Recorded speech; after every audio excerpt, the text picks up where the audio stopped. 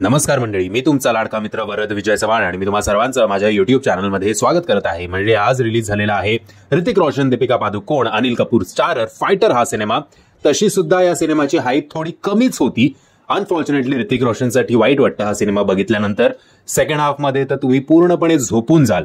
आणि या सिनेमाच्या माध्यमातून आपल्याला कळतं की सिद्धार्थ आनंद हे जे डिरेक्टर आहेत या सिनेमाचे, त्यांचे आधीचे 2 सिनेमे होते वॉर आणि पठाण. आता वॉर आणि पठाण, त्यातल्या त्यात वॉर जरी बरा होता, पठाण तर एकदमच फ्लॉप मूवी होता. बट त्या स्टारडममुळे शाहरुख खानच्या आणि ज्या प्रकारे वॉरमध्ये ऋतिक आपल्या समोर आला होता, त्याच्यामुळे जो मेन स्क्रीन प्लेचा पार्ट असतो पठाणचा, ते एकदमच बोगस होता. तो बोगस स्क्रीन प्लेचा पार्ट तो कुठेतरी यांच्या स्टारडममुळे झाकला गेला, कव्हर अप झाला. तिकडे सिद्धार्थ आनंदला वाटलं आता आपण काहीही केलं तरी आपले सिनेमे चालू शकतात, फक्त पॅट्रिऑटिझम आणायचं आहे आणि पाकिस्तानला भरभरून शिव्या घालायच्यात.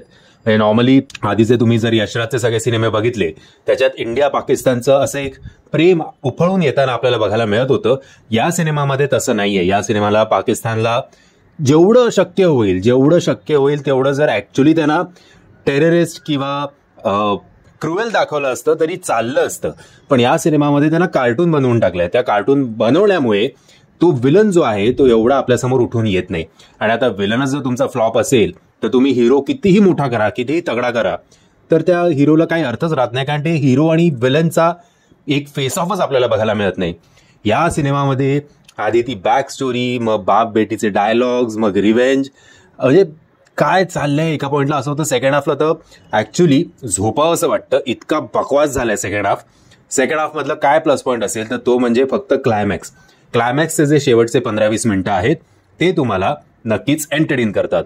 जय हिंद हा जो डायलॉग आहे, जय हिंद का म्हटलं जातं हा जो डायलॉग आहे, इंटरव्हलचा एक सिक्वेन्स आहे, एक कब्रिस्तान मधला सिक्वेन्स आहे.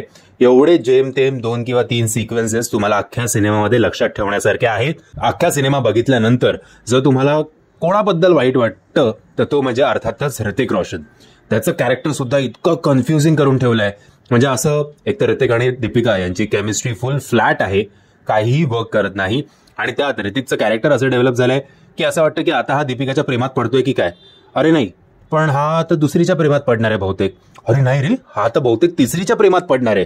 म्हणजे तुम्ही पॅट्रिऑटिझम दाखवताय की प्लेबॉय दाखवताय तेच काही कळत नव्हतं. त्याचबरोबर दीपिका आणि आशुतोष राणाचा जो एक सीन होता, जो काही संपत नव्हता, आणि त्या सीनमध्ये काय चाललंय काहीही कळत नव्हतं. आणि सगळे ऍक्च्युली एकमेकांना बघत होते की हा सीन संपणार कधी आहे, कशाला काही पत्ता नाहीये.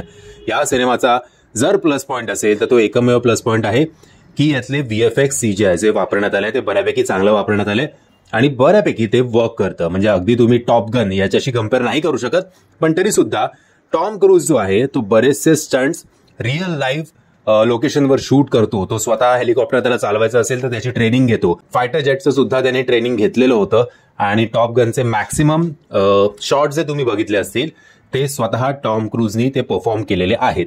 इकडे तसं नाहीये, पण तरी सुद्धा VFX CGI चांगलं काम करतं. बट मी तुम्हाला सांगेन की स्वतःचे पैसे खर्च करू नका हा सिनेमा बघण्यासाठी. त्यापेक्षा उद्या जे 2 मराठी सिनेमे येत आहेत, नवरदेव BSc आगरी आणि सापळा, हे 2 मराठी सिनेमे बघा. OTT वर जेव्हा हा सिनेमा येईल तेव्हा तो नक्की बघा. डिसअपॉइंटेड एवढंच आपण म्हणू शकतो. म्हणजे मी आशा करतो जर तुम्ही फायटर हा सिनेमा बघणार असाल आणि हा रिव्ह्यू बघून जर तुमचं काही मतपरिवर्तन झालं असेल तर मला कमेंटच्या माध्यमातून कळवा. आणि जरी तुम्ही माझ्या मतांशी सहमत असाल किंवा असहमत असाल तरी मला कमेंटच्या माध्यमातून कळवा. जय हिंद, जय महाराष्ट्र.